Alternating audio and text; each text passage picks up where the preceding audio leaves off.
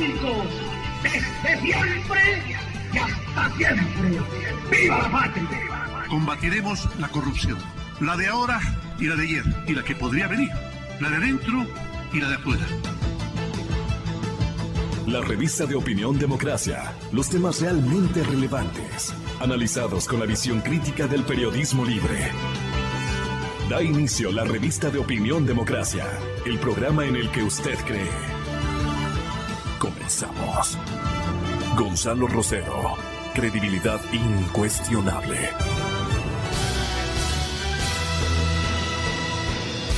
Me parece que es importante, señoras y señores, que profundicemos, o más bien reprisemos la intervención del ministro de Interiores, César Navas, para que vayamos asimilando, ejercitando nuestro propio juicio de valor, entendiendo lo que nos está comunicando el gobierno del presidente Moreno a través de su buena parte de su gabinete, que debe estar este instante ya conectado con esta nueva realidad que no deja de sorprendernos. La audacia, la locura que imprimen en una práctica nada usual en nuestro medio. Son técnicas terroristas, naturalmente, en las que no debemos caer la generalidad de los ciudadanos y peor los medios de comunicación colectiva, porque lo que están ejercitando es una tarea de presión, seguramente para el logro de sus propósitos absurdos, desmesurados, propio de locos. Estos deben estar supremamente preparados o no preparados, pero psicológicamente nos va a explicar su punto de vista el señor doctor Osvaldo Toscano. Él es un pensador ecuatoriano internacionalista, juzgo que es también un académico especializado en temas internacionales, y en los temas internacionales lo que está este momento con mayor vigencia es un terrorismo afianzado en una especie de narcodemocracia que quieren instalar en nuestro país, grupos internacionales, las transnacionales de la droga. Yo le doy la más cordial bienvenida, doctor Toscano. Como todos estamos en este entrevero, no tenemos especialidad de analistas, pero tenemos un primer derecho ciudadano: opinar, ver a qué se puede atribuir esta circunstancia desquiciada, tremendamente audaz, ¿no?, en la que tenemos que comportarnos con paciencia, más bien reprochar este tipo de mensajes, pero con una infinita paciencia, con absoluta y total tranquilidad.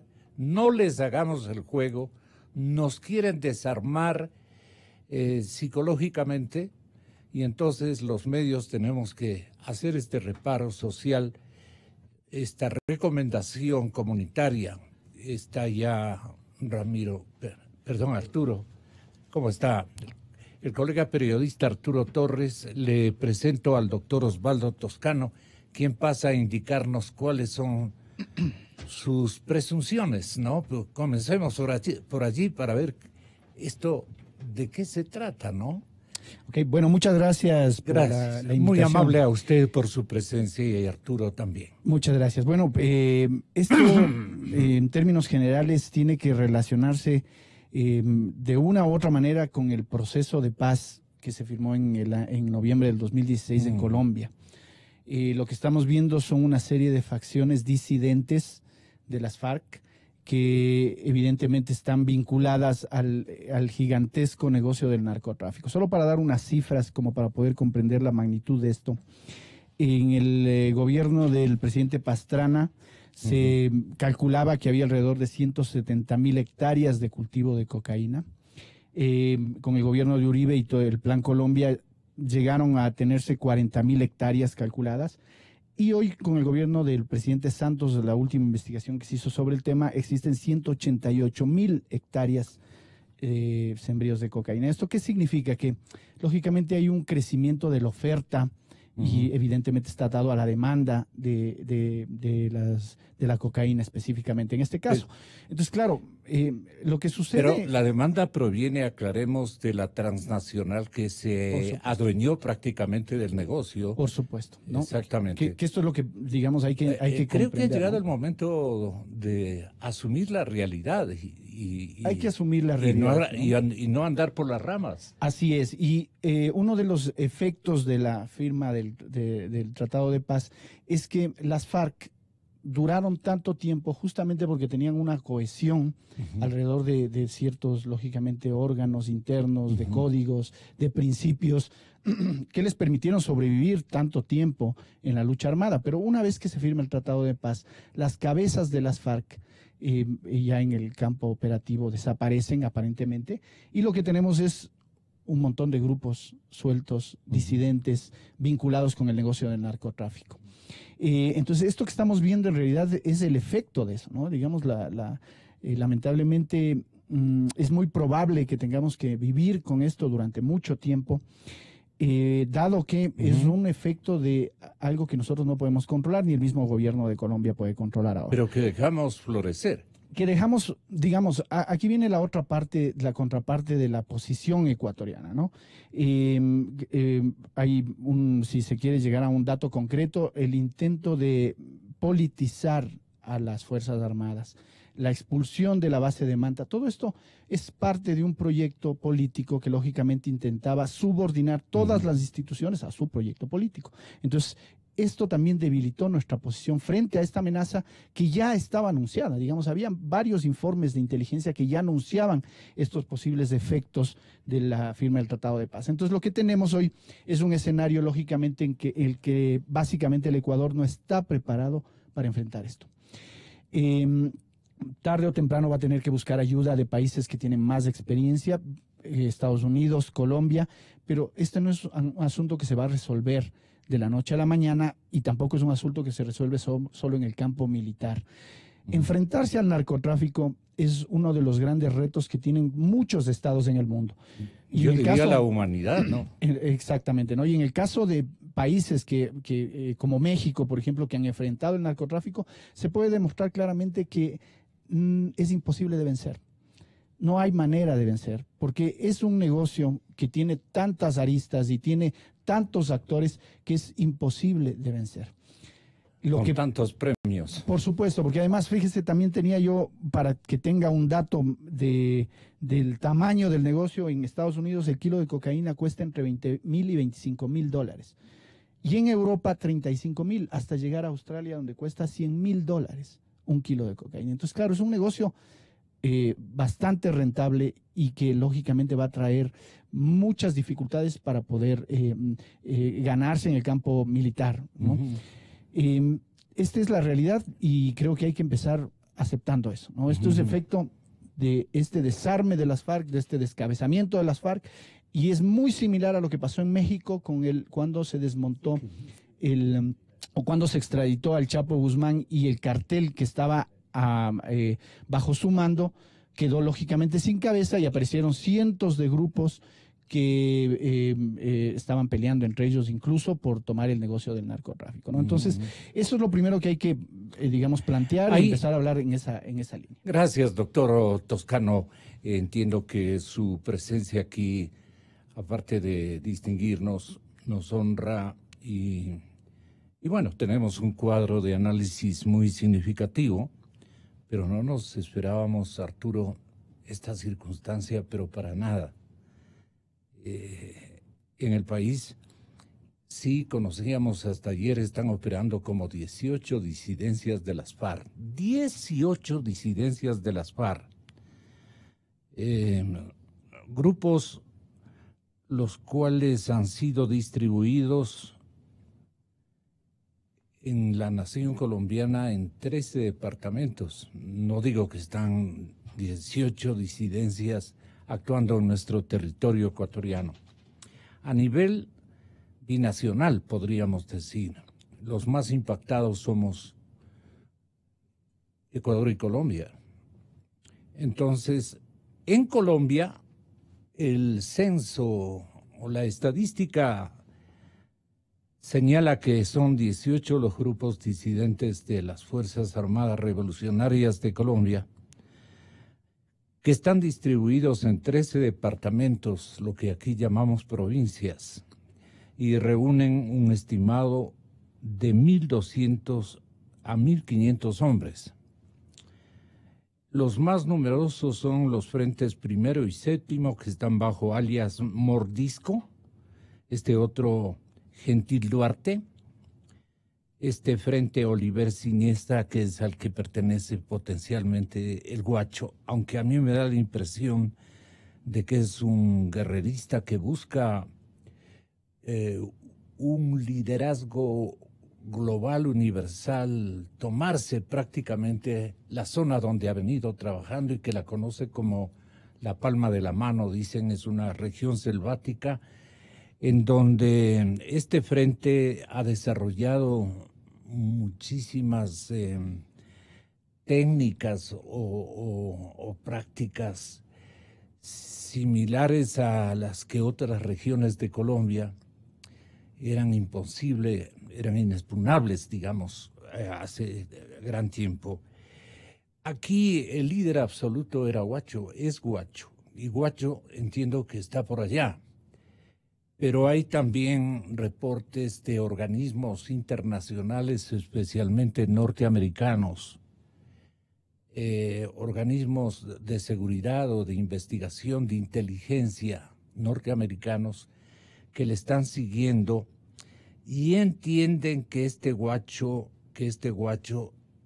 tiene hasta un poder de movilidad impresionante, no está metido simplemente en esa selva y de pronto puede aparecer en otra región o en cualquiera de nuestras provincias, del Putumayo hacia Esmeraldas.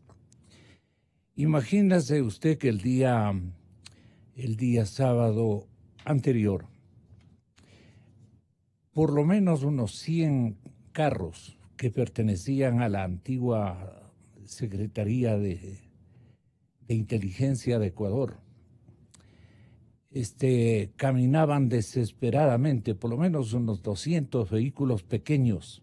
Yo venía de un balneario y a la altura de la Virgen, por un lado y por otro, se reunieron no menos de 200 vehículos que venían en unos carrerones impresionantes, y vi también a unos miembros en traje de campaña del ejército ecuatoriano. Por todo lo que estaba ocurriendo, hablo con honestidad y yo me preocupé muchísimo y procuré bajar rápidamente desde la cumbre del Cerro Papayacta hasta nuestra capital y en Pifo, mire usted la distancia, que es más de, digamos que una hora, a buen ritmo, a buena velocidad, una hora de permanente desfile de vehículos de ida y de vuelta, ¿no?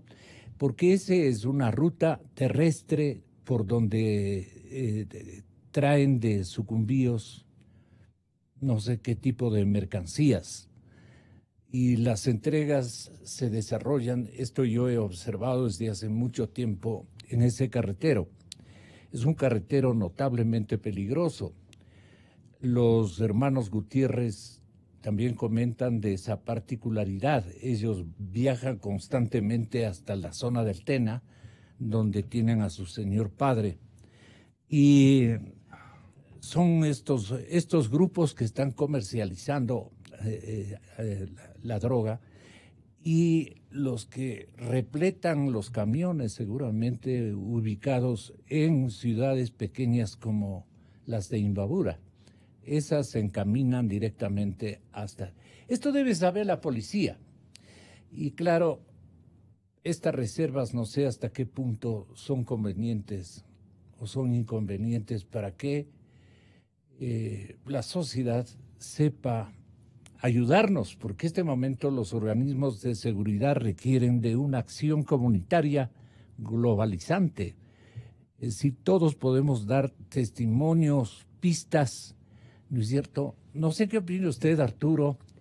Estoy recordando apenas el comienzo de esta desgracia y estos tipos están rayados, están actuando bajo una estrategia de audacia que asusta, ciertamente que asusta, pero también puede ser un error. A la final va a constituir un error, porque nuestros cuadros policiales y del Ejército Nacional, de nuestra gloriosa institución armada, a la que hay que darle todo nuestro apoyo moral, descuidada que ha sido de un sujeto que quiso hacer de otra manera las cosas y que optó por un acuerdo de paz. No me hagas problemas y usa el callejón. Esa fue la consigna. No me hagas problemas y usa el callejón. Por eso es que nunca mencionó ni en sus discursos, y tenía prohibido cualquier crónica, no a la prensa. Hay también cronistas secretos, partes que no daban cuenta de la evolución o que era muy reservada la situación que allí predominaba. Yo creo que los soldados que ingresaron en número dicen que estamos ya entre Colombia y Ecuador con un número superior a los 3.000 hombres. Nosotros tenemos también un buen número, llevamos tanques y todo que justamente ustedes tienen en la... No, esas no. Me parece que las imágenes, Felipe, las imágenes que habíamos nosotros filmado de cómo se proyectó la movilización de estos últimos días desde alguna parte del carretero en Esmeraldas hacia Mataje. Íbamos hacia Mataje ahí con... Estas son las imágenes que me proporcionaron. Nos tomamos no de ningún medio de comunicación local, sino tomas que realizaron gente que estuvo indagando esta situación. Ahí van ya camino a Mataje. Esto nos pueden ver ustedes en televisión digital de la cadena Democracia este mismo instante. Arturo Torres, con lo que podamos construir como una especie de crónica emergente, ¿no? Emergente porque no nos esperábamos esto. Así es, Gonzalo. Buenos días. Gracias por la invitación a esta mesa de diálogo. Lo primero que me parece que debemos reflexionar es el tema de, este no es un problema reciente, es un problema que viene desde hace muchos años, desde hace décadas en la frontera norte. Desde hace 3 décadas básicamente las FARC empezaron a tomar un posicionamiento muy estratégico y a tender una serie de redes de apoyo vinculadas a la economía de la hoja de coca, que es básicamente el gran motor de todo este problema en esa zona fronteriza. Y evidentemente que tenemos no solamente actores que tienen que ver o que tenían que ver con la guerrilla, hoy llamados los disidentes, que básicamente se convirtieron, que es un eufemismo desde mi punto de vista, porque son bandas criminales. Eso es lo que son, porque están trabajando para el narcotráfico. Hay una disputa por controlar la producción de la cocaína. Y el corredor, o los corredores. Y los corredores hacia el Pacífico, que hablamos de Tumaco y de Esmeraldas, y de ahí hacia Manabí. Eso los marítimos, pero los corredores terrestres, ellos quieren sustentarlos, mantenerlos. Así es. Desde Carchi, por Imbabura, por la zona de Palma Real, hay otros corredores. Claro, exactamente, Gonzalo. O sea, el problema está bastante mapeado en Colombia, Exactamente. pero no en el Ecuador. Sí. Esa es nuestra mayor dificultad. Han pasado décadas y sin embargo no tenemos una idea real, completa de la dimensión del problema del narcotráfico en Ecuador. O sea, las fuerzas de seguridad colombianas por un conflicto que ha durado 5 décadas y que ahora estamos viviendo una extensión del conflicto colombiano. No ha terminado el conflicto colombiano porque no olvidemos que el ELN sigue activo, sigue en poder de territorios en el norte y en algunas otras zonas de Colombia. Pero básicamente lo que nosotros hemos visto es que este problema que tiene varias dimensiones, que no solamente tiene que ver con un pie de fuerza o hombres que están operando los armados, digamos, los grupos estos que básicamente dan protección y que aparecen en las fotos, sino que hablamos de toda una estructura que está detrás de estos grupos. Milicianos, claro. Los milicianos. Sí. Por cada uno de estos guerrilleros combatientes hay 3 milicianos. Así es.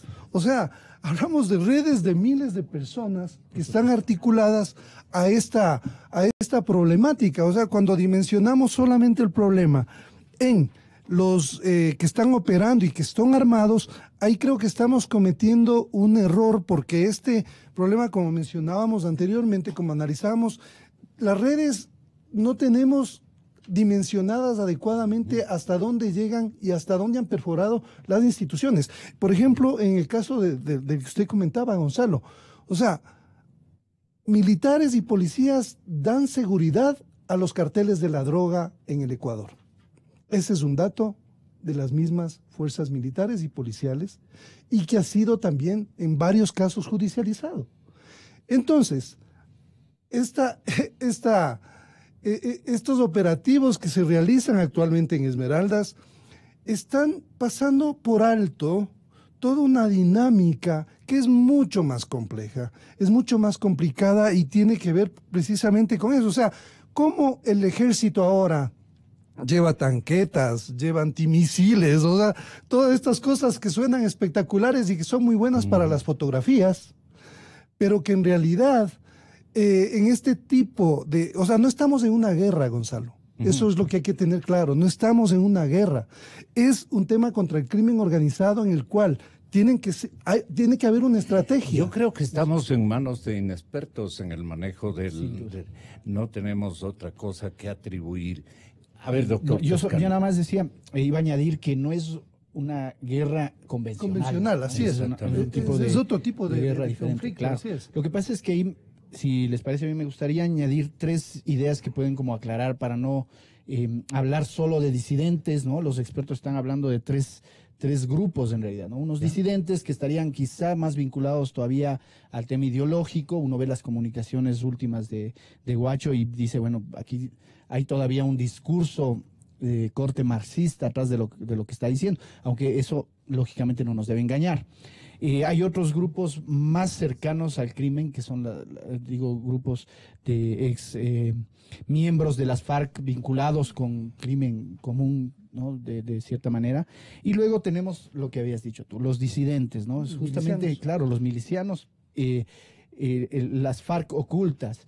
Pero es que atrás de todo esto no se puede desligar del mercado o del negocio del narcotráfico, ¿no? Es decir, desde los años 80 las FARC están en el negocio del narcotráfico, conocen cómo funciona el negocio, tienen experiencia militar, conocen la zona. El otro día el presidente Pastrana dijo que el 80% de la cocaína del mundo se produce en el Putumayo y en Nariño. No sé si sea exacta la cifra, pero eso ya nos debe ayudar a encender las alertas de qué es lo que tenemos realmente, cuál es el tamaño del problema que nosotros tenemos en la frontera norte. Y coincido contigo, no estamos preparados. Y eso se puede ver, digamos, desde aspectos como la comunicación hasta la misma forma que se ha enfrentado todo esto, ¿no? Entonces yo creo, nuevamente insisto en que desde el punto de vista ideológico, la expulsión de la base de Manta también tiene que ver con esto, lógicamente, sin querer simplificar las cosas,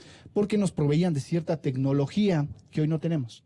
¿no? Y de ciertas estrategias que hoy no las tenemos. Bueno, vamos a tener que regresar a la mirada nuevamente y buscar el asesoramiento de países como Estados Unidos y Colombia. Por lo tanto, esto significa que el gobierno nacional va a tener que dejar de lado su ideología, ¿no? Es decir, el Foro de Sao Paulo tenía entre los miembros participantes y asistentes a miembros de las FARC. ¿Cómo podemos contraponernos si somos, digamos, el gobierno nacional es parte del mismo proyecto político? Entonces, es el momento de mirar hacia la seguridad del país. Es momento de dejar la ideología que nos ha llevado a todos estos efectos que nosotros tenemos hoy, porque esos son efectos del socialismo y de la planificación central. Subordinar todas las instituciones al proyecto político del socialismo del siglo XXI, bueno, ahí tienen los efectos. La justicia, la corrupción, la debilidad en ciertos aspectos del Ejército Nacional. No digo, aquí hay, concuerdo, Gonzalo, con lo que has dicho, el Ejército, con los recursos limitados que ha tenido y con los golpes que ha tenido de parte del Poder Ejecutivo. Los golpes de desmantelamiento global que ha tenido que asimilar. Yo me he quejado ante los líderes militares que se dejaron, esa ha sido mi palabra, se dejaron, porque debía haber habido una reacción institucional a tiempo, en hora precisa. Señor presidente, la frontera está abandonada y por allí hay ¿cómo no voy a mandar a la inteligencia militar a indagar por lo menos qué es lo que estaba ocurriendo en todos estos 10 años de correísmo? Y sobre todo, Gonzalo, una cuestión a propósito de... Y aquí lo que están es tapando, es una segunda instancia media complicada, ¿no? Claro, o sea... Porque no quiere el partido que nos gobierna en 2 ciclos, que se sepa que ellos son los causantes de todo lo que estamos. Recordemos las palabras porque, de lo contrario, no podríamos entender la incongruencia de la señora o señorita vicepresidenta de la República. Sí, porque, ¿Qué le parece a usted, doctor Toscano? Es que este es el tema de fondo. Por eso un minutito, senador Cepeda, en Colombia, Bogotá, Colombia. Un minutito, si es tan amable, doctor Iván. Tenga la bondad, doctor Toscano. Estoy con 2 analistas muy importantes, periodista Arturo Torres, está también con nosotros el señor doctor Osvaldo Toscano, es un académico internacionalista y queremos obviamente rescatar su opinión. Le comento lo siguiente, mil perdones, doctor Toscano, pero para que esté a la expectativa de lo que le vamos a transmitir. El señor ministro del Interior de Ecuador, César Navas, confirmó al país el secuestro de 2 ecuatorianos. Adicionalmente a nuestro drama irresuelto, una pareja de 2 ecuatorianos de quienes aún no se conoce su identidad, estarían en manos de Guacho. A través de comunicación con alias Guacho, conocemos sobre el secuestro de 2 ciudadanos. Tenemos la prueba de vida de una pareja que desconocemos sus nombres. El funcionario dijo, es la primera vez que alias Guacho nos envía esta información de forma incluso directa.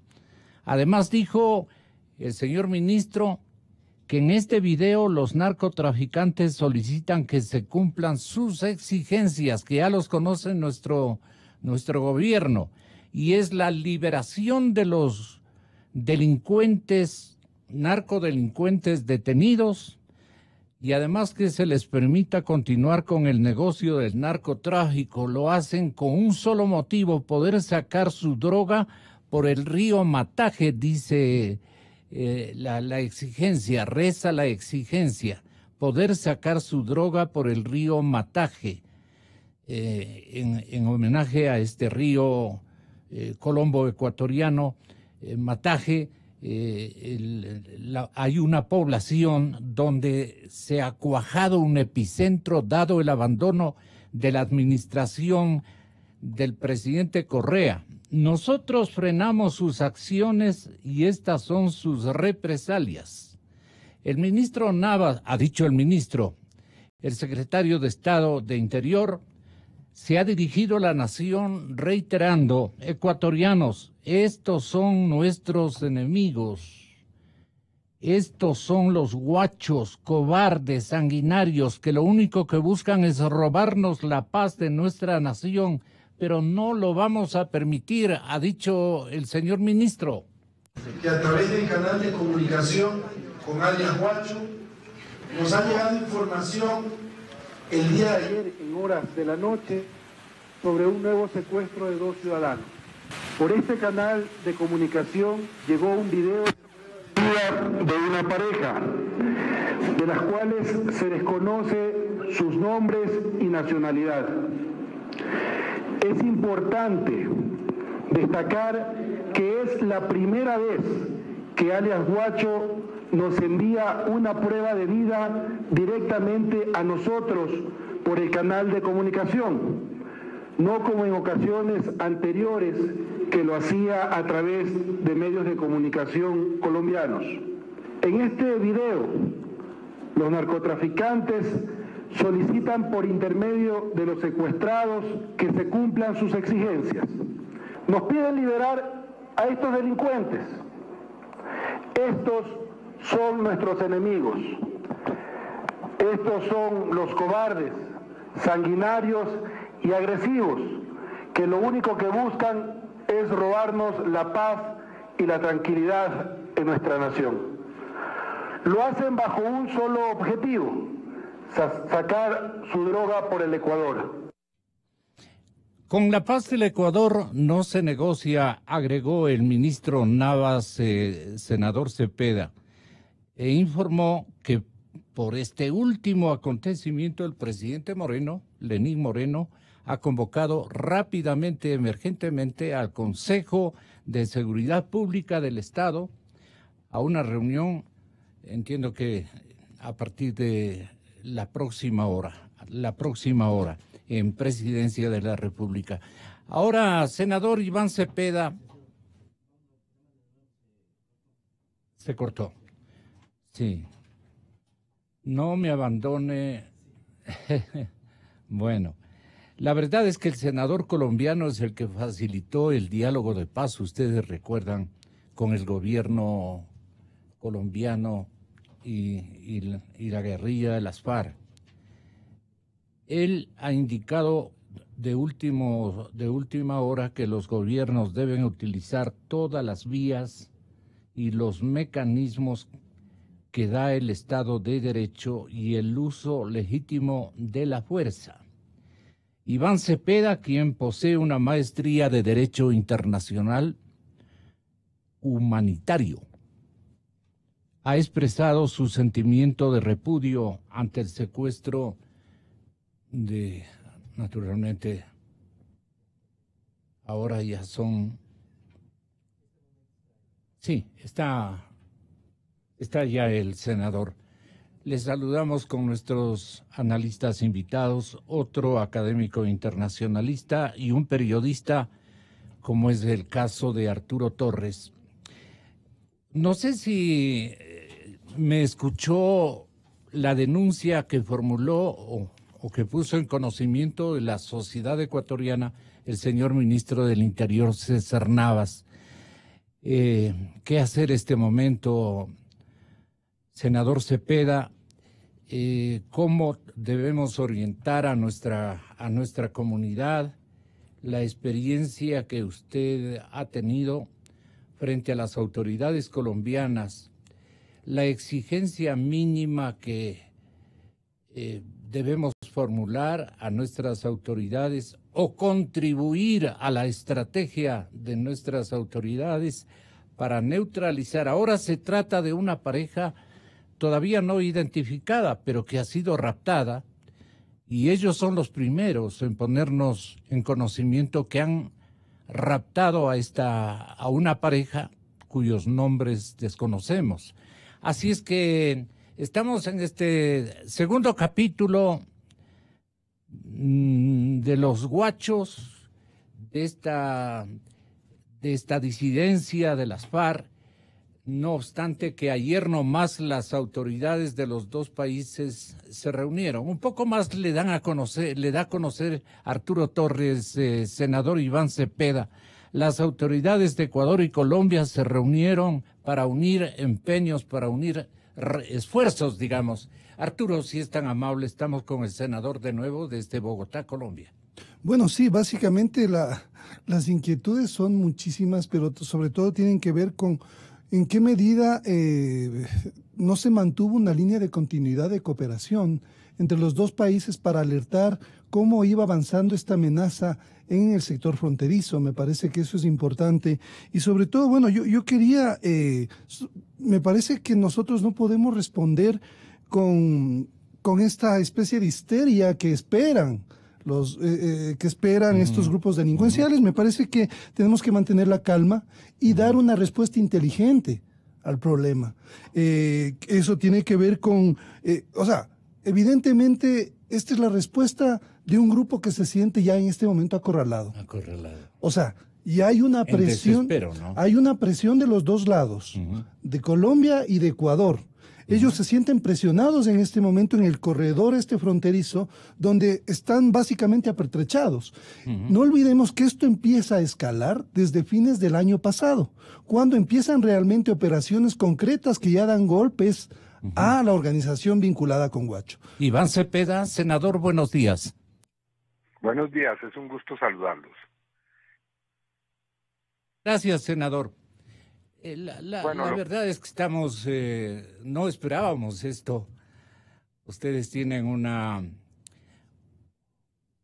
faceta histórica muy significativa y sí, también como no quisiéramos ser artífices de un desespero social, pero son insucesos nuevos para nosotros.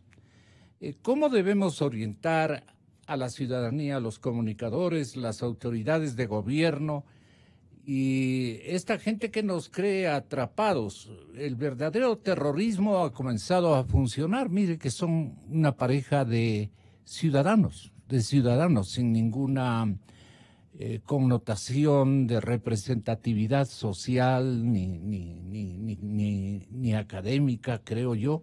Son dos ciudadanos que el informe precisamente de nuestras autoridades, oprima el botón, nos decían de la siguiente manera, y claro, para nuestra teleaudiencia, estamos con televisión digital también transmitiendo esta entrevista, senador. Podrían ver y escuchar lo que dijo el señor ministro de Interior. Que a través del canal de comunicación con alias Guacho nos ha llegado información el día de ayer en horas de la noche sobre un nuevo secuestro de 2 ciudadanos. Por este canal de comunicación llegó un video de una pareja, de las cuales se desconoce sus nombres y nacionalidad. Es importante destacar que es la primera vez que alias Guacho nos envía una prueba de vida directamente a nosotros por el canal de comunicación, no como en ocasiones anteriores que lo hacía a través de medios de comunicación colombianos. En este video, los narcotraficantes solicitan por intermedio de los secuestrados que se cumplan sus exigencias. Nos piden liberar a estos delincuentes. Así es. Estos son nuestros enemigos. Estos son los cobardes, sanguinarios y agresivos, que lo único que buscan es robarnos la paz y la tranquilidad en nuestra nación. Nosotros, dice la pareja de secuestrados, no tenemos nada que hacer en esta guerra. Tenemos hijos. Tengan la bondad, les piden a los actores de gobierno ecuatoriano, tengan la bondad de dar lo que piden los secuestradores, porque de lo contrario algo va a ocurrir con nuestras vidas y nosotros tenemos responsabilidades que cumplir. Es una pareja de jóvenes, senador Cepeda, hombre y mujer, esposo y esposa. Quiero entender que seguramente estaban en la espesa selva. No sabemos de dónde o en la población de Mataje, sus alrededores. No sabemos todavía, no tiene el gobierno una presunción de dónde fueron capturados. Estos no sabemos si son colombianos o si son ecuatorianos. Así es que Iván Cepeda le va a saludar el doctor Toscano, pero quisiéramos primero un avance de lo que usted nos pueda ayudar para orientar a nuestra población. ¿Qué se proponen los guachos este instante? ¿Desesperarnos? Son movidas audaces las que están cumpliendo, no obstante que tenemos alrededor de 3,000 hombres entre efectivos de Colombia y de Ecuador en la zona más álgida donde se supone se encuentra aún Guacho. Usted tiene la palabra, senador. Sí, le agradezco mucho y me disculpa, voy a pedir un poco de indulgencia porque tengo que precisamente entrar ahora a una sesión del Congreso. Lo primero que quiero expresar es mi solidaridad realmente de corazón con todos los ecuatorianos, con el pueblo ecuatoriano que ha sido tan generoso con Colombia, acompañándolo en su proceso de paz. Así es. Y también al gremio de los periodistas por el reciente hecho luctuoso de la muerte de los dos comunicadores y de su conductor. Por supuesto, expresar nuestra mayor indignación porque ahora sea una pareja de ciudadanos, no se sabe todavía, usted dice si son ecuatorianos o colombianos que estén en poder de este grupo criminal. Y por supuesto, en segundo lugar, expresar la necesidad imperiosa de que las autoridades de ambos lados de la frontera actúen de una manera eficaz, de una manera acelerada, para que con los recursos de la inteligencia, los recursos de la fuerza legítima del Estado, de una vez puedan asestarle los golpes a este grupo criminal que está actuando en la frontera. Este no es un grupo que tenga una connotación política. Es un grupo evidentemente dedicado al narcotráfico y como tal hay que darle el tratamiento que merece. ¿Cuál es ese tratamiento?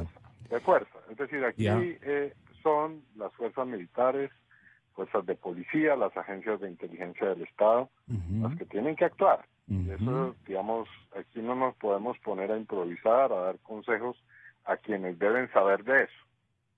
Es decir, aquí hay que desarrollar una actividad de inteligencia muy clara, determinar dónde está la ubicación exacta de ese grupo y, por supuesto, dar los golpes que se requieran. Ojalá capturarlos, pero si no, también actuar con toda la fuerza del caso. El presidente Lenín Moreno ayer hizo un llamado que creo que fue bastante claro en ese sentido. En tercer lugar, decir lo siguiente. En Colombia tenemos una tragedia de décadas con relación al narcotráfico. Yo le cuento que yo no soy un congresista que viva encerrado en mi oficina en Bogotá. Me desplazo con mucha frecuencia a los sitios donde están los problemas. Recientemente visité la población de Tumaco, donde los testimonios que recogimos con una comisión de congresistas son muy, digamos, ilustrativos de la situación. En Tumaco el narcotráfico lleva más de 3 décadas, siendo la fuente principal de la economía. Los jóvenes de esa población, que no tienen acceso a la universidad ni a la educación, a un empleo digno, la única posibilidad que tienen de conseguir un camino de supervivencia es enrolarse, bien sea en el cultivo de uso ilícito, bien sea en los laboratorios de procesamiento de cocaína o en la labor del tráfico. Entonces, el problema del narcotráfico es un problema que debe ser controlado y perseguido penal y policialmente, pero no es un problema exclusivamente penal, es un problema eminentemente socioeconómico.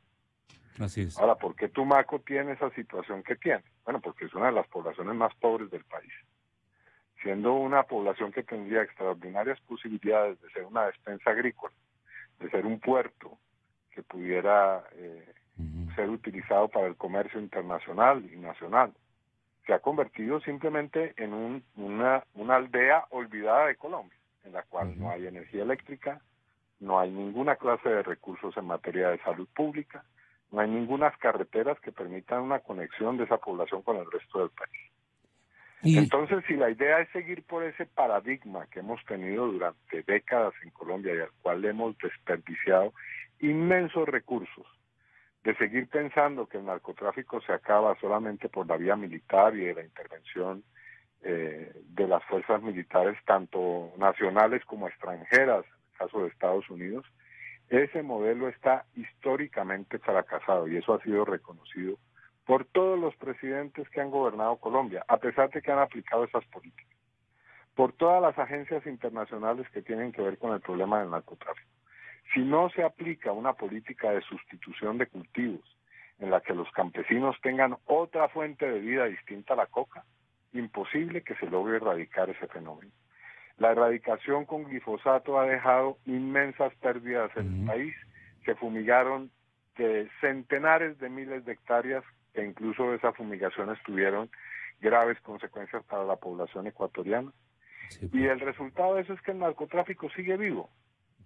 Entonces, por ahí no es, definitivamente. Esa no es la vía, hay que ensayar unas alternativas y un paradigma distinto de tratamiento del problema del narcotráfico. Esa es la gran lección que hemos aprendido en Colombia, luego de ser el primer país productor de cocaína en el mundo durante décadas. Así que esto no, que estoy diciendo no es que me lo inventé ya ayer, ni que es el resultado de una elucubración que he tenido en los últimos días, ¿no? Esa es la experiencia tosuda que tenemos en Colombia y que tienen en México. Vaya usted y pregunte también en México cómo es la situación sobre el tratamiento de este gravísimo problema.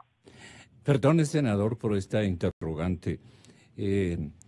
Tumaco y nuestra última población por el norte de Esmeraldas, que se llama Mataje, están aparentemente muy cercanas y los cuadros sociales son extremadamente parecidos.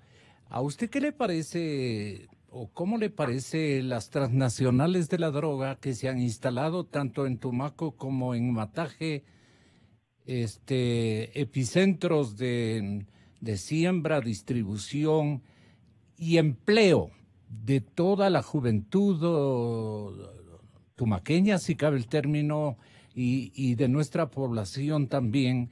Porque mire usted, los morenitos que viven por allí, uniformemente, si viera usted las fotografías grupales, pertenecen a esas zonas de Mataje, donde bien hace usted en esclarecernos, senador, de que esa gente está dedicada desde que son niños, desde que tienen uso de razón a estas prácticas que seguramente fueron heredadas desde la época de sus bisabuelos. Entonces, es trágico lo que está ocurriendo.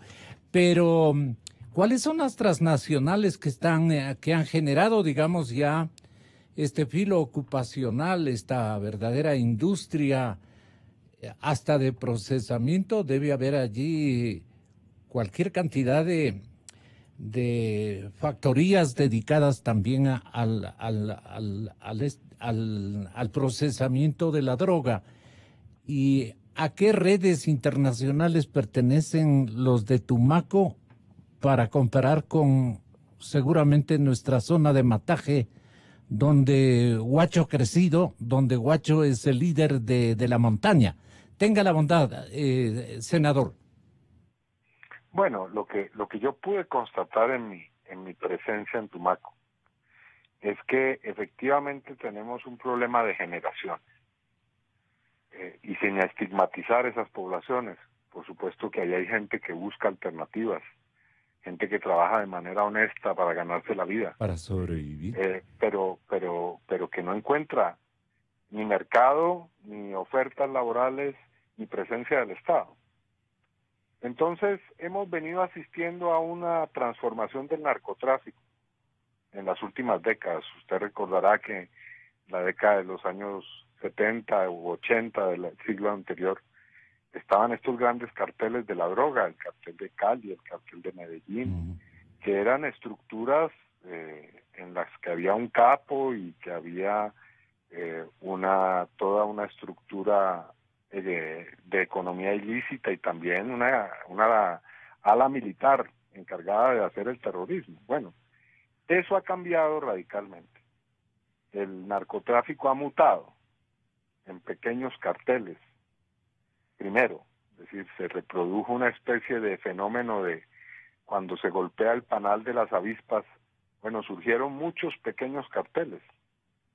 Y después de eso ha venido apareciendo una especie de forma de clúster, de tipo empresarial clúster en el narcotráfico. Es decir, que basta con que haya pequeños accionistas, incluso individuos, que contratan cargamentos de droga para que se pueda lograr esa producción enorme del narcotráfico. Entonces ya no estamos ante un fenómeno que tenga esa vieja y pesada estructura, ¿no? Aquí tenemos hoy una estructura muchísimo más compleja y reticular del narcotráfico. Y eso genera, por supuesto, inmensos problemas de persecución de este fenómeno. Entonces, sobre su pregunta, no solamente está esa estructura de clúster, sino que también tenemos la presencia de las estructuras y de los carteles, por ejemplo, mexicanos en el departamento de Nariño.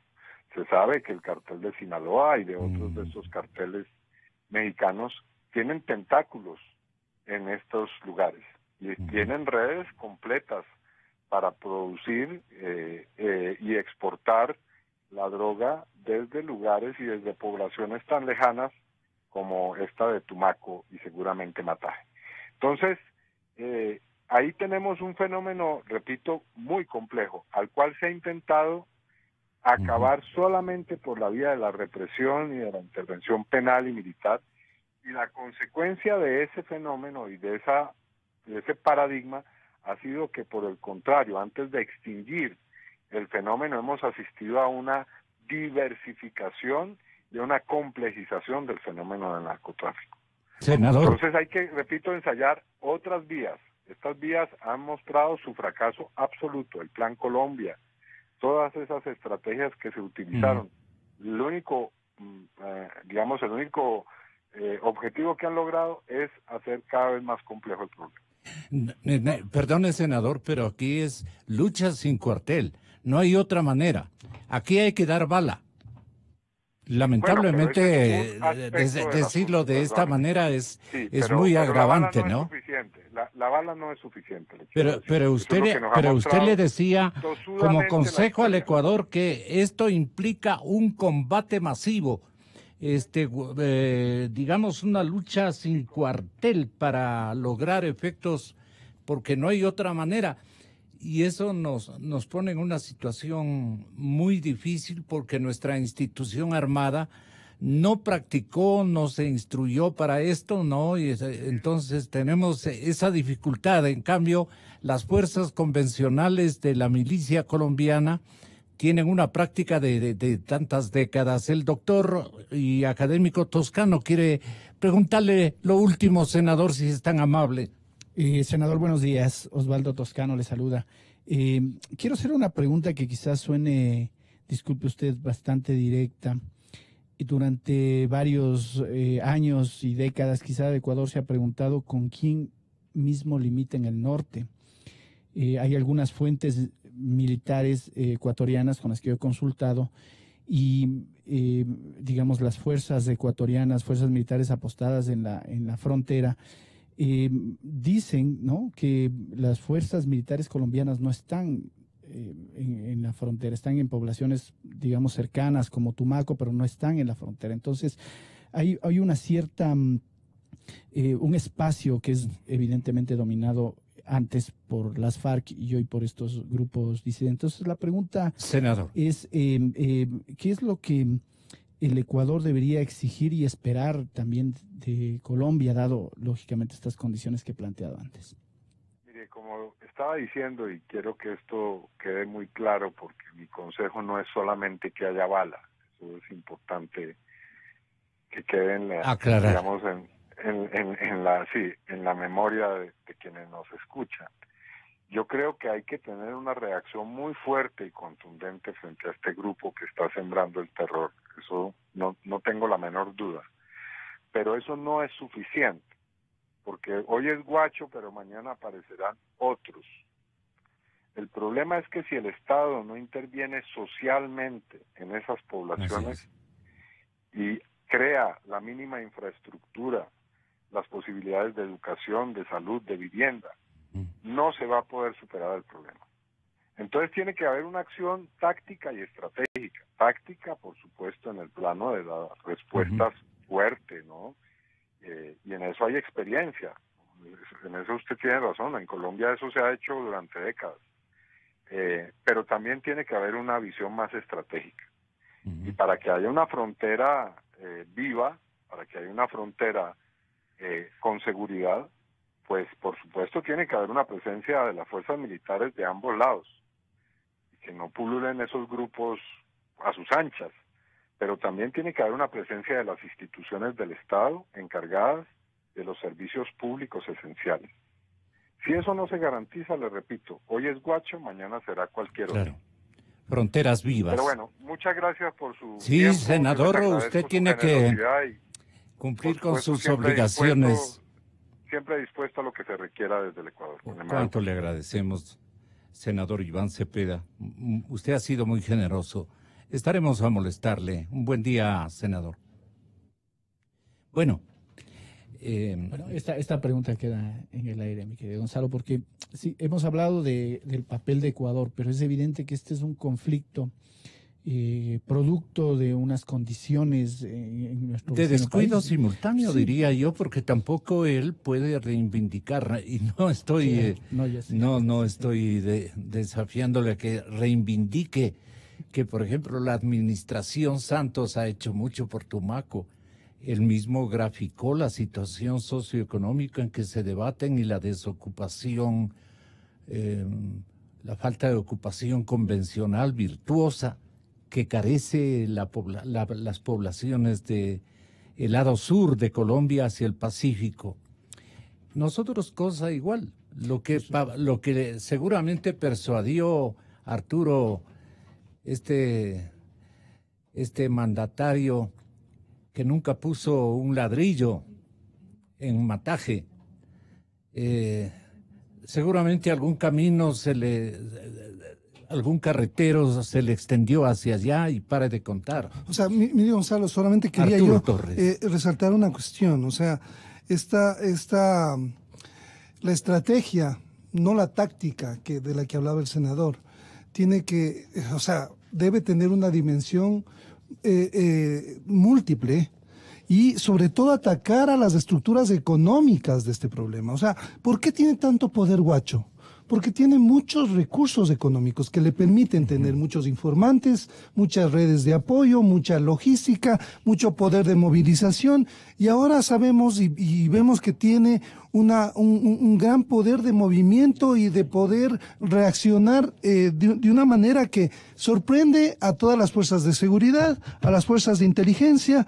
Entonces, no podemos olvidar que la raíz del problema es una raíz vinculada a la economía global del narcotráfico, que genera 350,000 millones de dólares al año.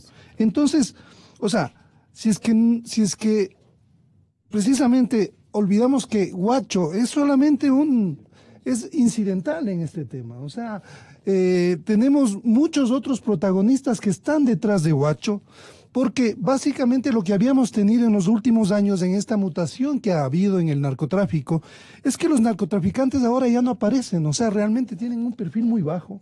Los que están en la cabeza de las estructuras prefieren no ser visibilizados, y los que aparecen son los grupos armados, los grupos que les dan protección. Esos son los señuelos. O sea, si es que nosotros vamos atrás de los señuelos, vamos a hacerle el juego solamente, o sea, si es que vamos solo a ese nivel a atacar el problema, nos vamos a quedar muy cortos en lo que tiene que ver con cómo esto tiene una raíz también vinculada, ojo, al tema político, porque el narcotráfico siempre tiene operadores políticos, y eso no hay que olvidar. Entonces, tiene operadores políticos, tiene operadores entre las Fuerzas Armadas, tiene operadores en la institucionalidad. Yo no sé cómo se puede plantear una estrategia en ese sentido. Esto evidentemente es nuevo para nosotros, pero necesitamos enfocar el problema en toda su magnitud y en toda su diversidad. Creo que eso es necesario, no quedarnos porque yo recuerdo lo que acaba de pasar en Esmeraldas, ya pasó hace 10 años en Sucumbíos.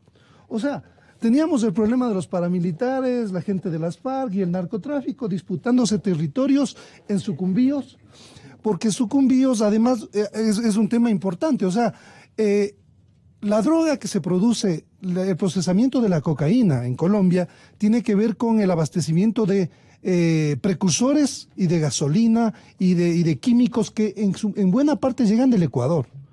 No solamente esta idea que un poco se ha vendido y se ha querido posicionar de que somos el país de paso y de tránsito, y claro, y de lavado de dinero y todo eso. No, Ecuador es fundamental por el abastecimiento que da para el procesamiento de la coca. Y coincide con que, por ejemplo, en el Putumayo, al frente tenemos todos los pozos petroleros. O sea, todas esas redes de abastecimiento no han sido cortadas, se mantienen intactas. A ese nivel no ha habido una acción conjunta. Lo mismo está pasando ahora en Esmeraldas. Entonces, esto tiene que ser abordado en esa complejidad y de una manera contundente. Yo me permití hablar de bala por lo siguiente, porque en una entrevista que el senador Iván Cepeda concedió a un medio de comunicación ecuatoriano, al diario El Telégrafo.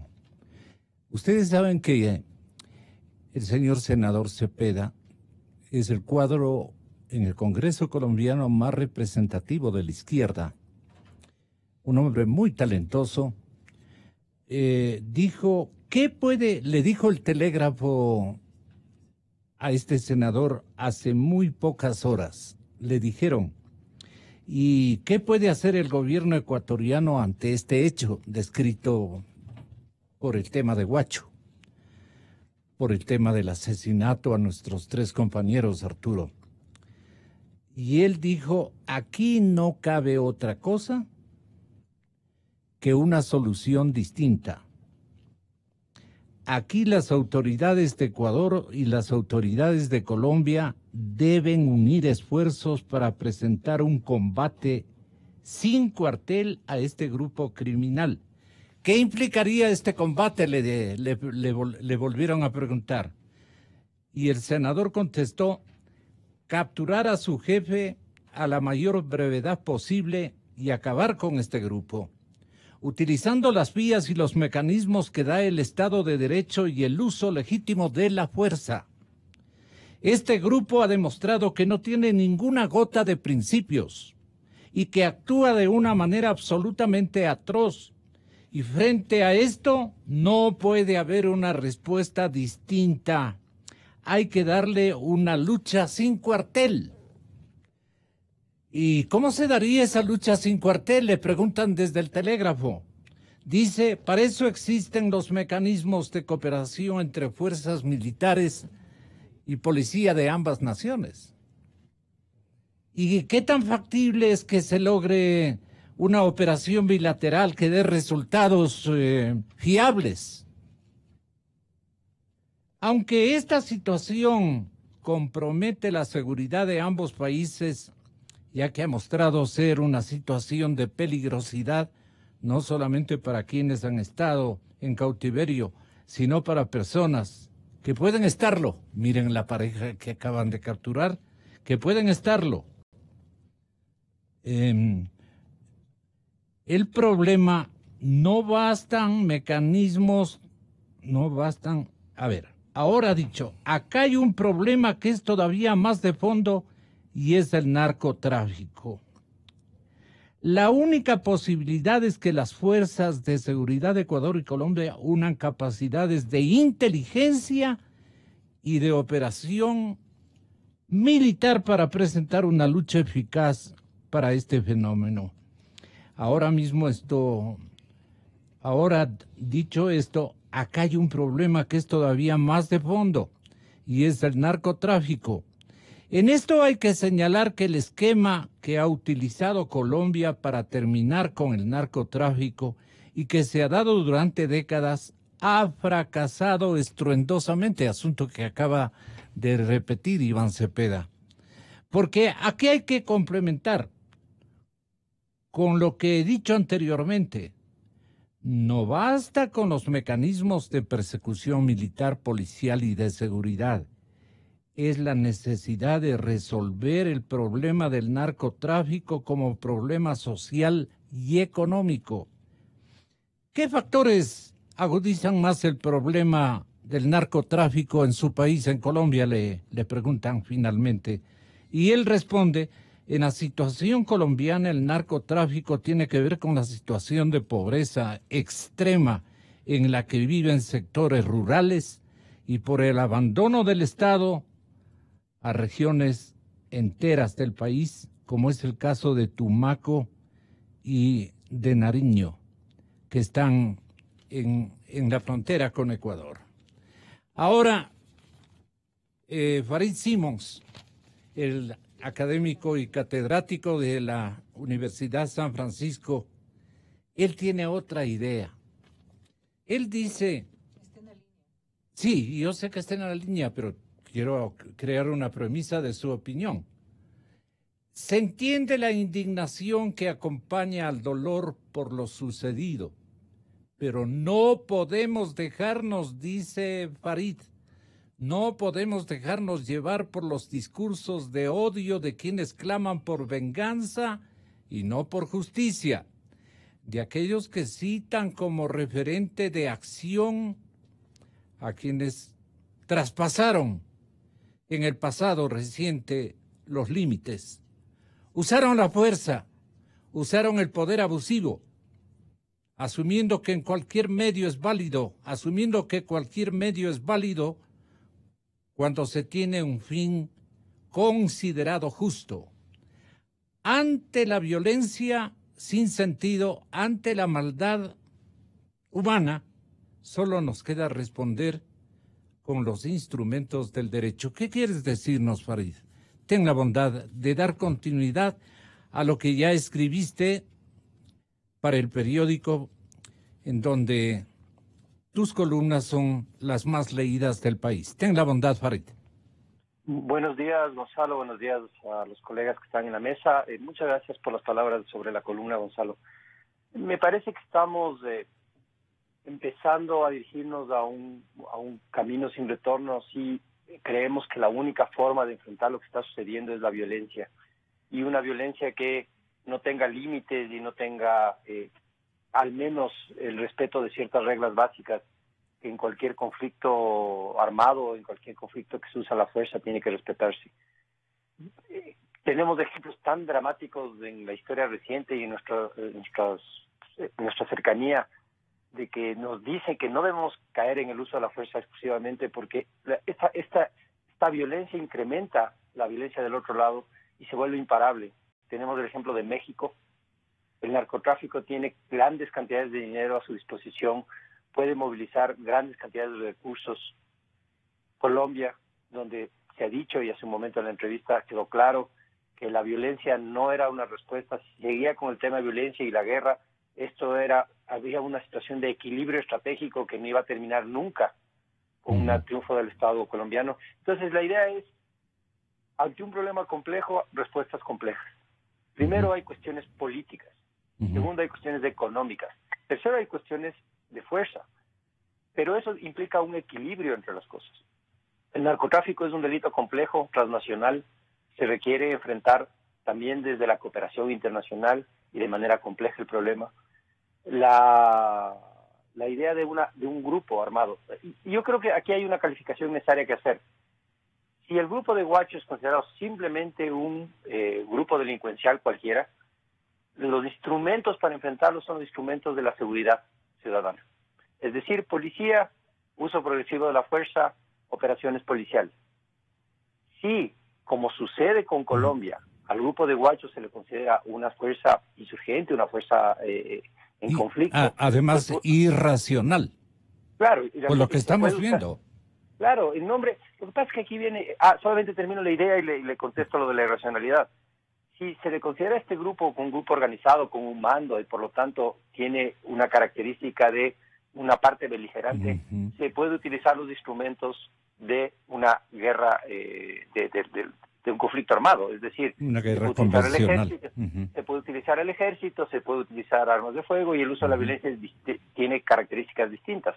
Lo que pasa es que estamos enfrentados a esta idea, a este discurso que utiliza ciertos fines que parecerían legítimos como la lucha social, la revolución, la inclusión de los pueblos, la lucha contra el imperialismo, para una una violencia que finalmente empieza a perder sentido. Lo que pasó con los colegas del comercio es la expresión más brutal de esto.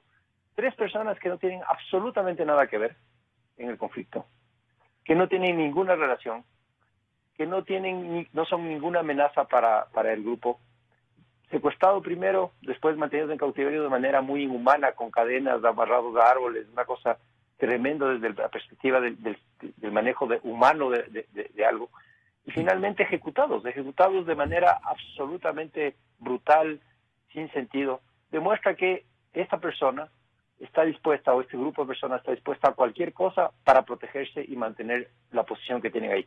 La nueva revelación sobre el secuestro de las 2 personas de la pareja de ecuatorianos da cuenta de que lo que quieren es tener ventajas estratégicas a través de utilizar como escudos humanos a personas inocentes.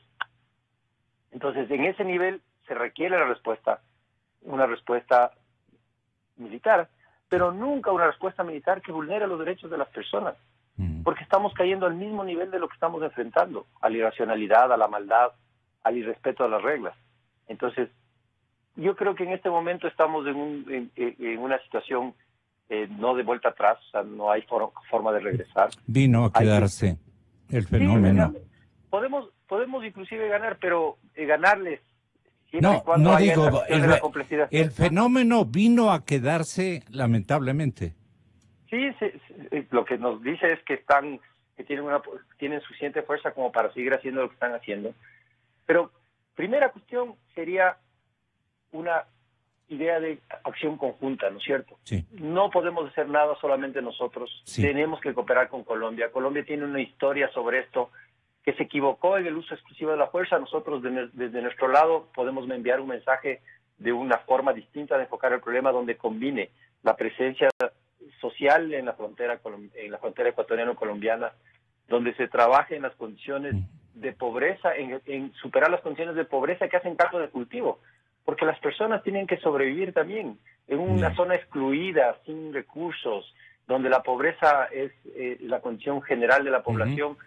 Esta posibilidad de acceder a recursos producto del narcotráfico o del auxilio logístico a estas fuerzas es una forma de vida. Hay que hacer una presencia también desde la perspectiva de la educación, desde la perspectiva de acceso a recursos, y lo armado es otra condición. Después viene otro nivel, que es el tema de cortar los flujos de recursos, porque una de las cosas más importantes que se está viendo es que esto no es un problema Colombia-Ecuador, es un problema regional. Mucha gente dice que tienen una relación directa con los carteles mexicanos, carteles tan violentos. Entonces, esta es una mirada mucho más compleja que solamente empezar a la fuerza, ¿no? Un minutito, Farid, no te nos vayas. Arturo Torres, Osvaldo Toscano. Osvaldo, quisiera comenzar por usted. Entonces, ante el dolor, la venganza, mala escuela, dice Farid Simón. La gente, en cambio, va a reclamarle al gobierno entereza, decisión. La institución armada que va a proseguir perdiendo a sus miembros, porque en un combate tan desigual por el conocimiento que tiene esta gente que ha madurado allí prácticamente su vida, la conoce palmo a palmo a esa selva, y entonces tiene ventajas comparativas, aparte de que está con enormes auspicios, quién sabe incluso en términos de herramientas para matar. Entonces, doctor Toscano y doctor Torres, ¿qué pueden poner como ingredientes a esta parte del conversatorio? Tenga la bondad, doctor. Bueno, yo en esencia estoy totalmente de acuerdo. Digamos, este es un problema complejo que no se resuelve únicamente por la vía militar. Totalmente de acuerdo. Digamos, hay varios frentes que tienen que ser evaluados, analizados y sobre todo tratados en calidad de, digamos, en la calidad de un estadista, tomar decisiones en ese nivel, porque tomar acciones militares por venganza, sí me parecería que no es justamente lo que el camino adecuado. Hacer, ¿no? Pero eso, pero ¿cómo neutraliza usted esta circunstancia? A día seguido capturan a una pareja. Cualquier momento pueden meterle a un auto aquí en Quito a una familia íntegra y llevársele a la selva. Este va a ser el enorme reto que tenemos, porque nos estamos enfrentando a un tipo de terrorismo nuevo. Entonces, miremos, solo para ampliar la mirada, lo que sucede en Oriente Medio con el terrorismo islámico. También se secuestran a personas inocentes que no tienen nada que ver con el conflicto. Es decir, es un tipo de terrorismo diferente, un tipo de guerra diferente, donde los objetivos ya no son militares, sino que son objetivos civiles, porque se está mandando un mensaje claro. Es decir, si no se aceptan nuestras reglas, los inocentes van a pagar. Tenemos la muestra de eso con los últimos hechos que ha pasado. ¿Qué distancia hay que crear para no caer en la cultura del odio y el desprecio? Este es el problema de Ecuador, la calidad institucional.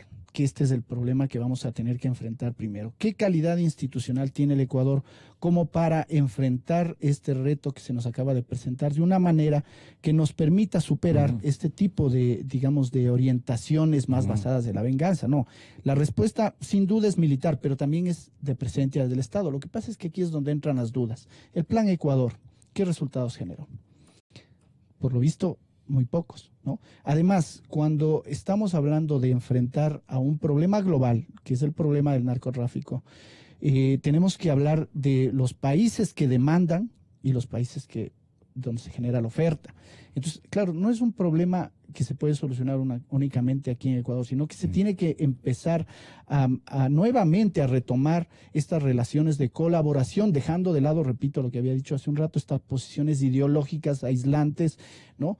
Y al contrario, es decir, vamos a tener tarde o temprano que volver a colaborar con el gobierno de los Estados Unidos de una manera más directa, porque es un problema muy complejo. Lo que yo quería nada más aportar a esto es que el problema con estos grupos vinculados a las FARC es que son grupos que toda su vida han hecho la guerra y que desde los años 80 están inmiscuidos en el negocio del narcotráfico. Nosotros estamos sufriendo esto. Con un universo de beneficiarios. Por supuesto, claro, totalmente, ¿no? Pero Colombia ya ha sufrido muchos años esto, en México también. Pero de esto viven.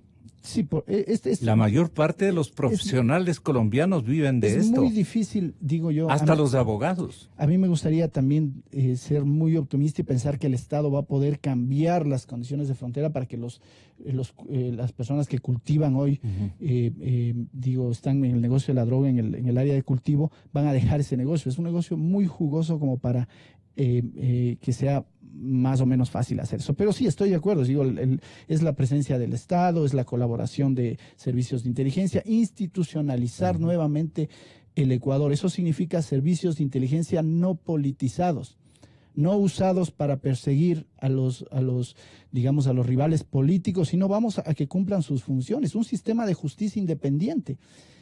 ¿Cómo se puede pensar en una solución si tenemos una institución judicial cuestionada por todos los lados, ¿no? Si tenemos además de eso, muy importante, si bien el daño a la institución de las Fuerzas Armadas no fue grande porque se mantuvieron, sí hubo un intento muy fuerte de politizar las Fuerzas Armadas.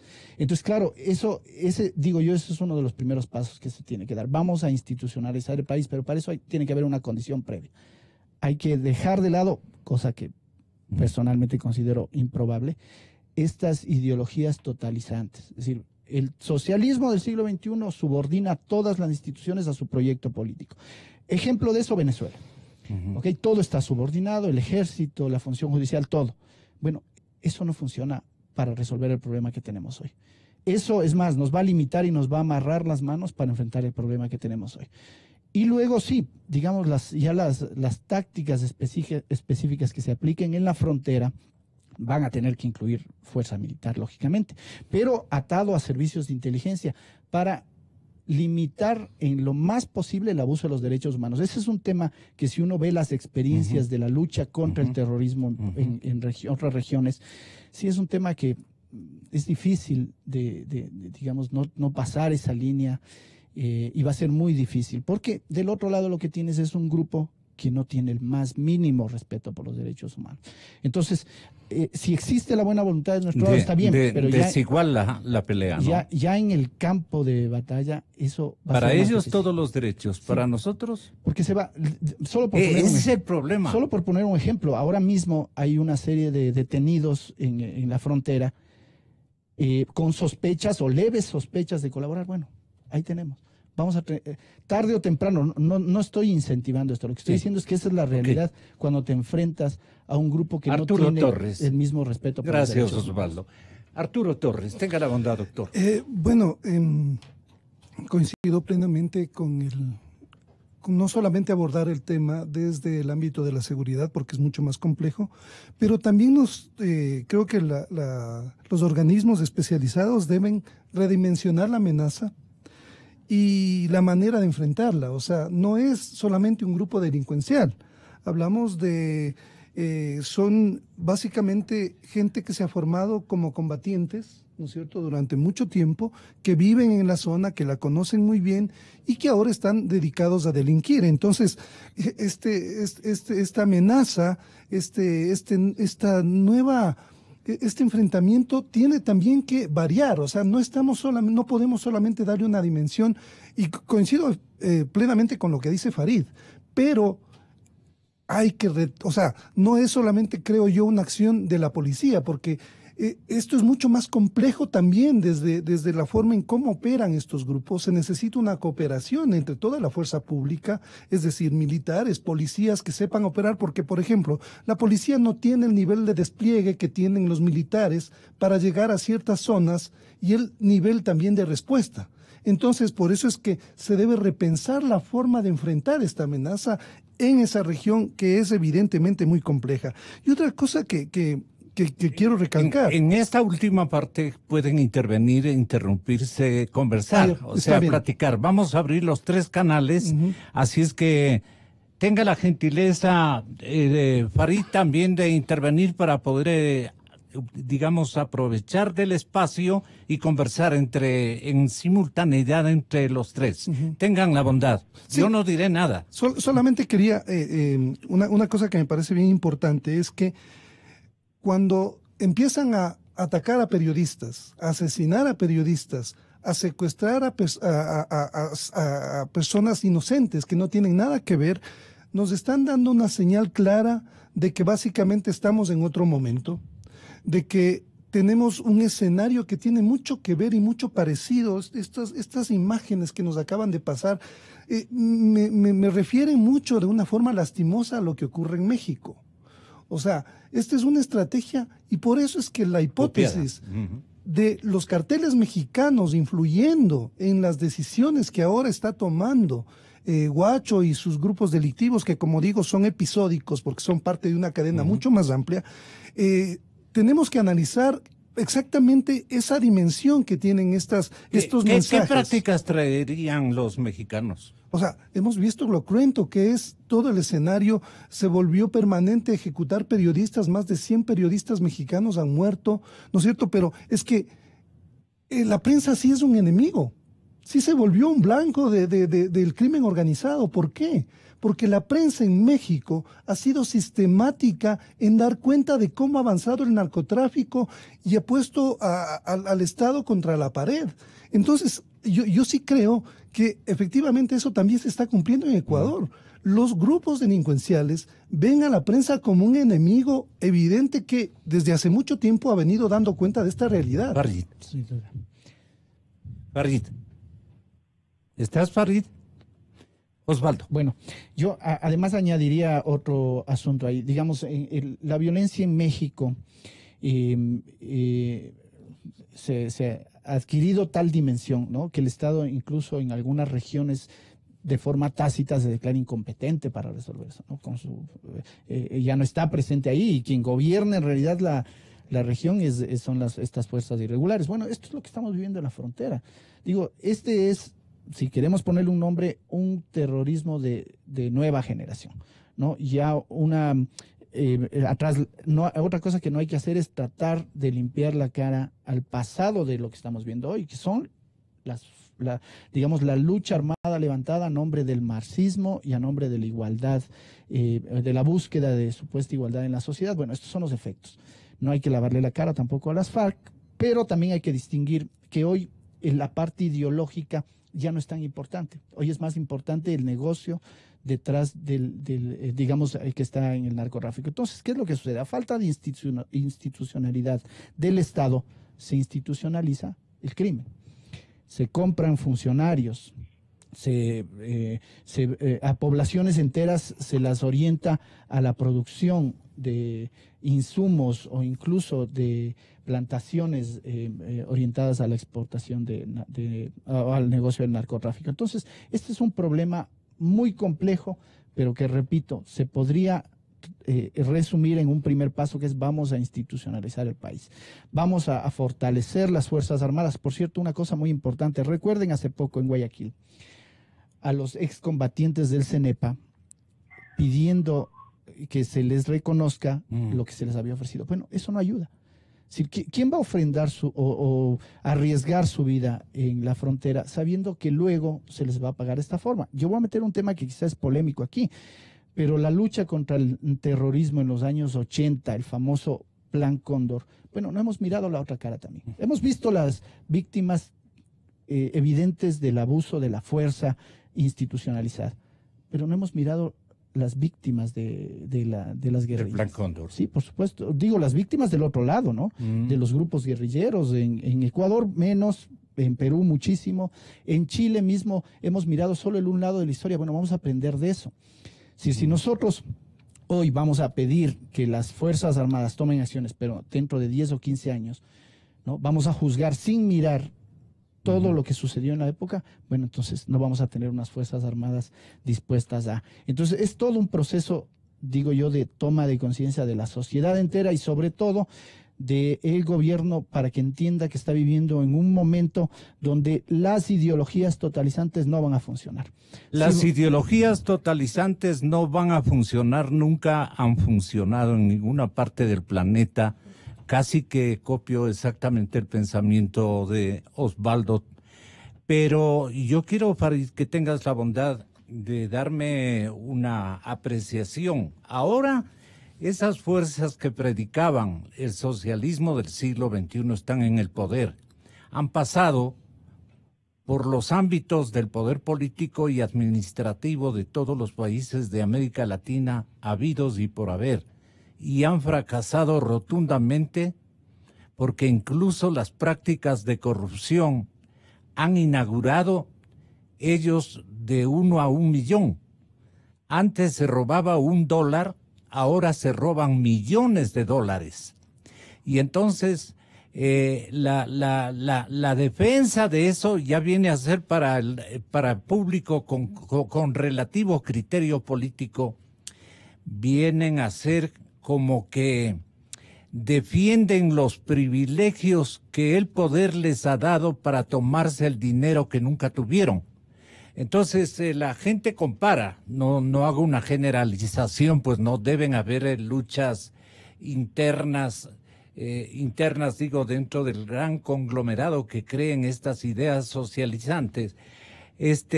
Deben haber circunstancias de búsqueda de una justicia social, de una equidad poblacional, de oportunidades para todos, etcétera, etcétera, Farid.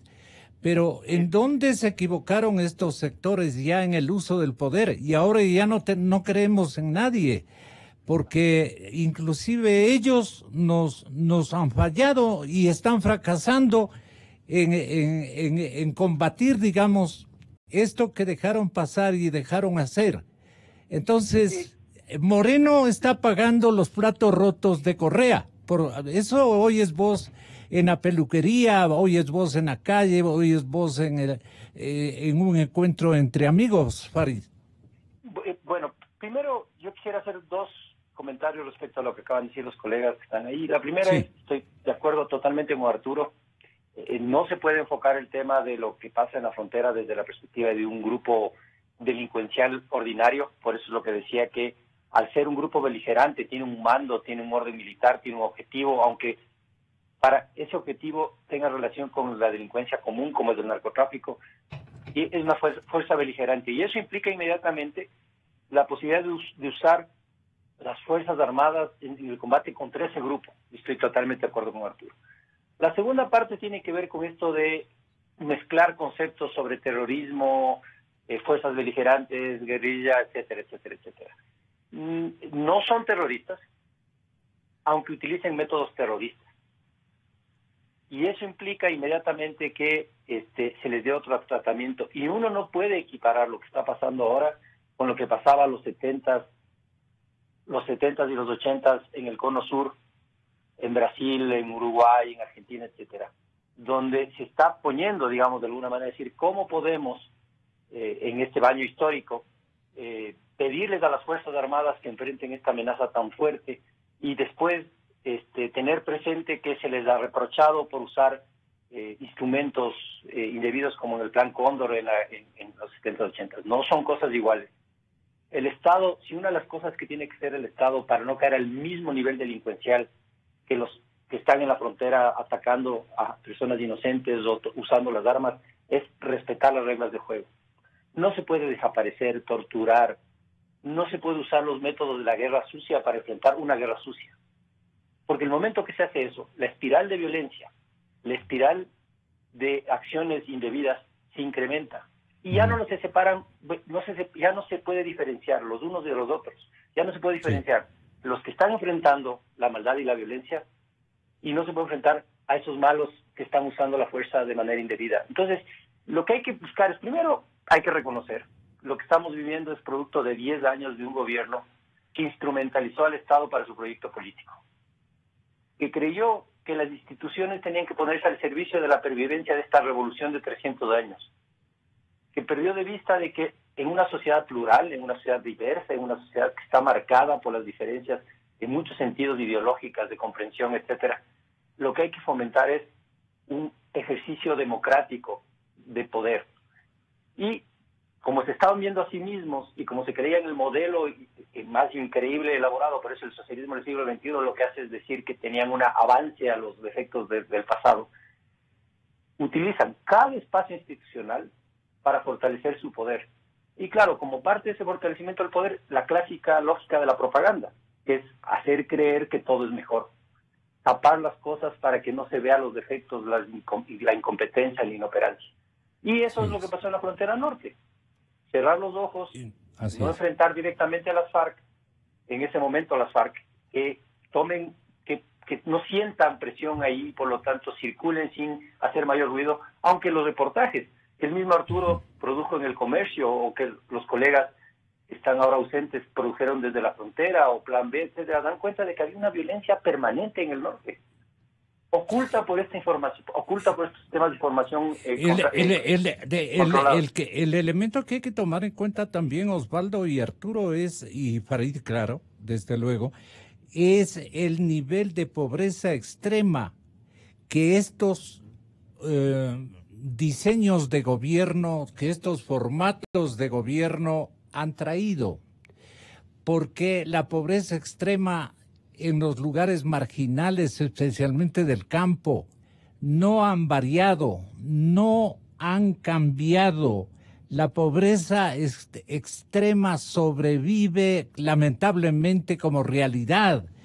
Entonces, los sectores rurales tuvieron en qué ampararse para sobrevivir, Osvaldo. Bueno, un comentario nada más.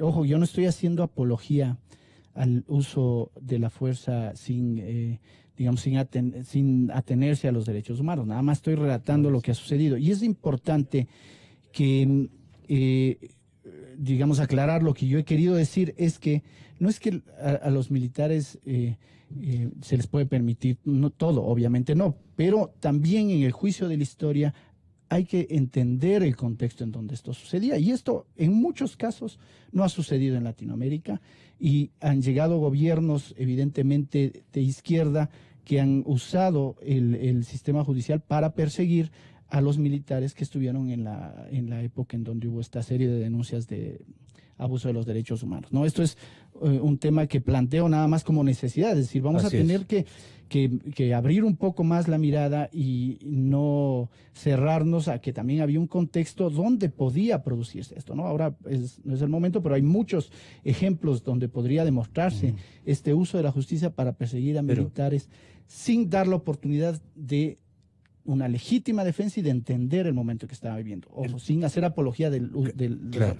Nada más una aclaración en cuanto a lo que ha comentado ahora Gonzalo. A ver, el diagnóstico creo que coincidimos todos, nuestros países tienen el diagnóstico. Hemos abandonado pobreza, zonas, ¿no? Inmensas, sin duda, a ¿no? la marginalidad. Coincidimos pensadores de izquierda o pensadores de derecha, coincidimos en que ese es el diagnóstico. El problema es cómo solucionamos eso. Desde el socialismo del siglo XXI, la solución llega por asumir, digamos, una posición de distribuidor de la riqueza. Es el Estado, el gobierno central el que distribuye la riqueza. Entonces, para eso tengo que, en cierta manera, adueñarme de las instituciones del Estado para tener un control. Y del dinero, además. Bueno, esto es lo que hemos tenido estos 10 años, digamos, una subordinación de todo el aparato estatal al proyecto político de Alianza País, pero todo. ¿No? En lo que hay algunas instituciones que quedaron libres, entre esos hemos mencionado ya aquí el ejército. ¿Cuál es la solución que se podría plantear desde, digamos, ya los pensadores de derecha? Crear igualdad ante la ley. Y buscar esa igualdad ante la ley produce quizás efectos de mejor calidad en cuanto a esto que podemos llamar la distribución. ¿Por qué? Porque permite oportunidades para todos. Bueno, ese no es el caso de Ecuador. Tienes un país de privilegios, para grupos políticos, económicos, pero es que esta es la historia de Ecuador de toda la vida. Entonces hoy mismo puedes ver que lo que podríamos etiquetar todos de neomercantilismo vive en el Ecuador. Entonces sí, que creas una exclusión como la que tenemos hoy. Zonas de frontera durante, no la última década, ¿no? Muchas décadas que no han sido, que han sido descuidadas y solo se observan cuando pasa esto. ¿No? Entonces, digamos, suceden estos hechos de violencia, eso se toma en cuenta, se mandan misiones, se crean comisiones, se crean presupuestos. Nos inculpamos entre todos. Pero otra vez es la misma solución de usar el Estado para querer solucionar el problema de pobreza. Entonces, creo que nuevamente viene por, primero, institucionalizar el país y dejar de lado estas ideas de que el Estado es el que va a solucionar el problema de pobreza. Arturo. No. Sí, básicamente coincido en que la respuesta debe ser institucional y debe ser perseguir a la delincuencia y aplicarle el debido proceso. O sea, tenemos un sistema democrático que garantiza a los ciudadanos, sea cualquiera su actitud, tenemos las leyes y nosotros estamos para hacer cumplir las leyes y apoyar eso. Y del lado de la prensa, Gonzalo, yo sí quiero insistir en una campaña que se lleva a cabo a nivel regional, que es No callarán a la prensa. En esto estamos involucrados periodistas de varios países que estamos impulsando esta iniciativa para no ceder a esta señal de miedo que estos grupos criminales quieren dar a la sociedad y como blancos han utilizado a la prensa. No van a callar a la prensa. La prensa tiene un compromiso en este tema. Sabemos el dolor que están pasando las familias, los amigos, todos los colegas que hemos vivido este momento tan difícil, pero tenemos que sobreponernos y dar una señal contundente. Esto no puede silenciar a la prensa, tenemos que seguir informando de este fenómeno para exactamente dimensionarlo y que toda la sociedad esté consciente de la importancia de enfrentarlo ahora sí, de una manera oportuna y eficaz. Más adelante estará con nosotros el compañero Hoyos desde la Nación Colombiana en un peregrinaje que está este momento instalado en la capital de la República, seguramente para ir hasta Mataje, a la zona del conflicto, y hacer ver que nosotros tenemos, los periodistas, corriéndonos los riesgos que haya que correrse, nuestra sagrada misión de informar y estar presentes en los escenarios que estén convulsionados ante cualquier situación, porque esa es nuestra sagrada obligación, nuestro deber, que no puede ceder cancha de abandono absolutamente a nadie. Que esto entiendan los grotescos expositores, especialmente contra la prensa. Señoras y señores, volvemos con León Roldós Aguilera, volvemos con Gonzalo Silva y nos acompaña también el señor doctor Rodrigo Tenorio, académico de la San Francisco. Gonzalo Rosero, credibilidad incuestionable. Inicio de espacio promocional y publicitario. Decídete ya por el Chevrolet que te gusta. Hoy es la oportunidad perfecta para llevártelo a casa, con beneficios increíbles y las mejores